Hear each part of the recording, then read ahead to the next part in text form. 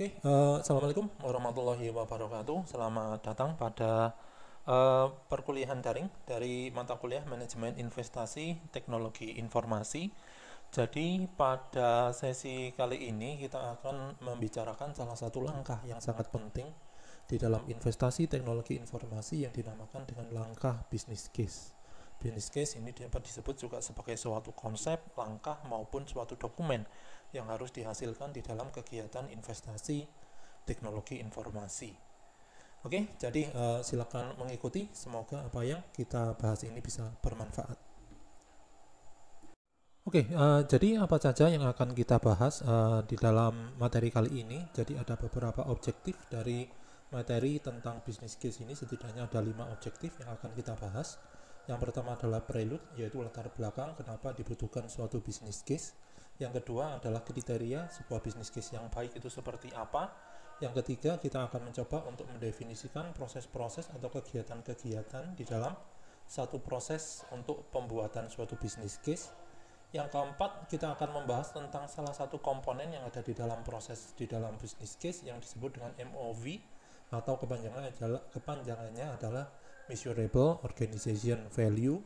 Dan terakhir adalah kita mengidentifikasikan alternatif, mengidentifikasikan total cost of ownership, mengidentifikasikan total benefit of ownership, dan propose solution atau memberikan suatu solusi atau memberikan suatu alternatif yang harus diambil oleh organisasi untuk bisa menginvestasikan atau berinvestasi. Nah, itu merupakan objektif dari materi kali ini. Kita mulai dari prelude atau latar belakang kenapa kok dibutuhkan suatu business case di dalam organisasi, atau maaf, bukan di dalam organisasi tetapi di dalam investasi teknologi informasi atau di dalam pengerjaan proyek pada suatu organisasi.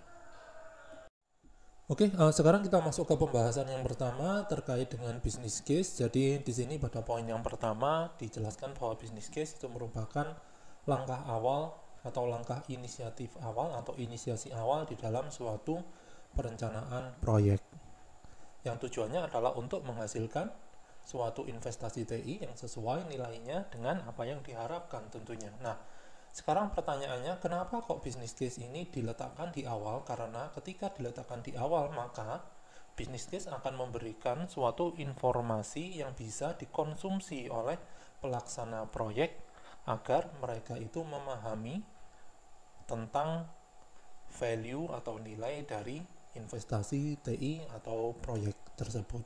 Ya. Itu merupakan poin yang pertama. Nah, pada poin yang kedua di sini adalah business case itu akan digunakan oleh manajemen level yang tinggi atau high level management untuk menyetujui apakah suatu proyek atau suatu investasi teknologi informasi itu akan disetujui atau tidak, akan di-approve atau tidak. Oleh karena itu, di dalam suatu business case itu harus ada gambaran-gambaran umum terkait dengan suatu proyek yang akan dikerjakan, atau setidaknya memberikan suatu gambaran yang merepresentasikan nilai yang bisa dicapai di dalam pelaksanaan suatu proyek teknologi informasi. Sehingga harapannya adalah high level management akan menyetujui terkait atau menyetujui inisiatif dari investasi tersebut. Jadi gambaran umum ini merepresentasikan apa saja? Di dalam gambaran umum atau di dalam business case yang merepresentasikan gambaran umum proyek, di dalamnya setidaknya harus ada beberapa komponen. Komponen itu seperti apa? Yang pertama adalah organizational value atau nilai organisasi yang ada di dalam suatu proyek. Yang kedua adalah visibility atau apakah mungkin suatu proyek ini dikerjakan di dalam waktu tertentu dengan menggunakan resource yang juga terbatas. Yang ketiga adalah biaya, yaitu berapa harga yang harus dikeluarkan atau berapa biaya yang harus dikeluarkan oleh organisasi untuk berinvestasi. Yang keempat adalah manfaat dari suatu proyek itu apa. Yang kelima itu adalah risiko dari suatu proyek. Nah, setidaknya beberapa elemen ini akan menjadi pembahasan yang harus ada di dalam suatu business case. Jadi kalau misalkan kita lihat pada slide-nya, Jadi di sini ini merupakan representasi atau ilustrasi dari sebuah bisnis case ya. Jadi dari sebuah ide akan dideskripsikan ke dalam sebuah produk. Produk akan dilakukan analisis apakah produk tersebut visible ketika dipasarkan atau ketika di-develop, sehingga bisa apakah produk tersebut dapat menjawab permasalahan-permasalahan atau mensolusikan masalah yang ada di dalam suatu customer yang dimiliki oleh customer, sehingga dari ketika suatu proyek tersebut sudah bisa menjawab suatu masalah dari customer, maka selanjutnya akan dihitung kira-kira di dalam pelaksanaan proyek untuk menginisiasi pembentukan atau pengerjaan proyek atau pengerjaan produk itu akan menghasilkan biaya, akan membutuhkan biaya berapa dan akan menghasilkan suatu nilai yang melebihi biaya atau tidak, serta risikonya seperti apa. Nah, itu merupakan ilustrasi secara umum yang ada di dalam suatu business case. Oke, jadi sekarang kita akan membahas kriteria apa yang menyebabkan suatu business case itu dapat dikatakan sebagai suatu business case yang baik. Setidaknya di sini ada 4 kriteria. Kalau misalkan kita lihat dari ilustrasi yang ada di sebelah kanan bawah, itu ada 5 kriteria.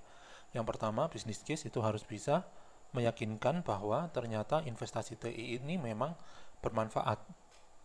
Yang kedua, business case harus bisa memberikan suatu kejelasan di dalam menentukan suatu decision atau keputusan mana yang harus dilakukan investasi, apakah suatu opsi A, opsi B, opsi C, dan opsi D. Dari beberapa opsi yang ada, mana yang harus dikerjakan, atau mana proyek yang harus dikerjakan, atau mana investasi yang harus diambil oleh organisasi.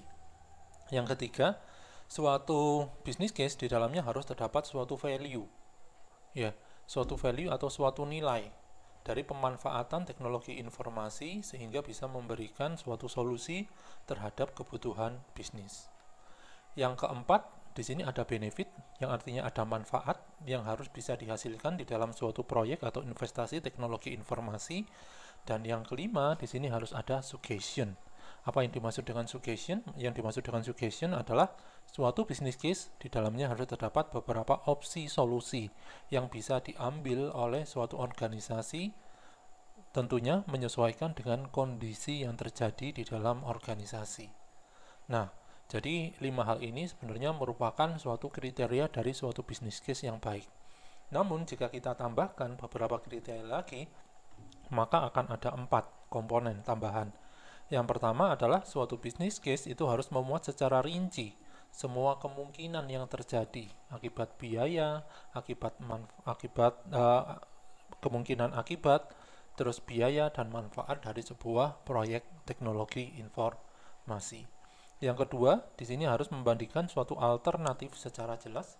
Jadi business case itu tidak memberikan satu solusi saja, tetapi memberikan beberapa alternatif yang mana tiap-tiap alternatif akan bisa dibandingkan antara satu dengan yang lain. Yang ketiga adalah secara objektif, itu memasukkan seluruh informasi yang berkaitan dengan proyek tersebut. Dan yang terakhir adalah secara sistematis meringkas isi-isi dari tiap-tiap decision, convince, value, benefit, dan suggestion ke dalam sebuah bentuk dokumen yang representatif, mudah dibaca, mudah dipahami, tidak ada kalimat yang ambigu. Nah, itu merupakan suatu karakteristik dari suatu business case yang baik. Oke, jadi kita sudah membahas tadi tentang beberapa hal yang menjadi prelude atau latar belakang kenapa sebuah business case itu dibutuhkan di dalam investasi TI yang dilaksanakan oleh sebuah organisasi, sampai ke dalam pembahasan tentang karakteristik dari business case yang baik. Oke, jadi itu merupakan materi pada bagian yang pertama. Kita akan lanjutkan pada materi bagian yang kedua yang membahas tentang proses di dalam menyusun business case.